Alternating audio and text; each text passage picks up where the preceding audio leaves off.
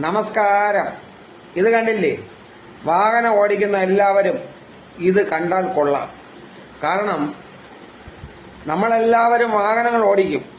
അപ്പോൾ നമ്മൾ ഓടിച്ചുകൊണ്ട് പോകുമ്പോൾ നമുക്ക് ഫോൺ വന്നു എന്ന് കരുതി ആരും അവിടെ തന്നെ ചവിട്ടി നിർത്തി ഫോൺ എടുക്കരുത്.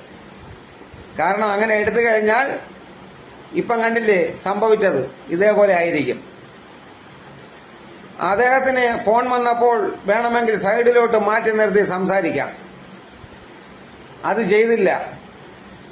അവിടെ തന്നെ റോഡിൽ തന്നെ ചവിട്ടി നിർത്തി ഫോണെടുത്ത് സംസാരിച്ചെ കൊണ്ടാണ് ബാക്കിൽ നിന്ന് വന്ന വണ്ടി ഇവന്റെ കുണ്ടിയിൽ ഇടിച്ച് കുണ്ടിയും വണ്ടിയെല്ലാം തെറിച്ചു പോയത്.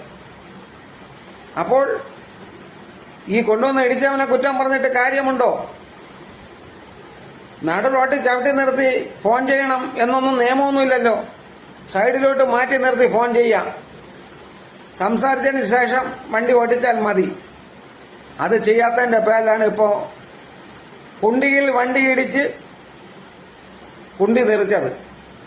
ഇങ്ങനെ ആരും ചെയ്യരുത്.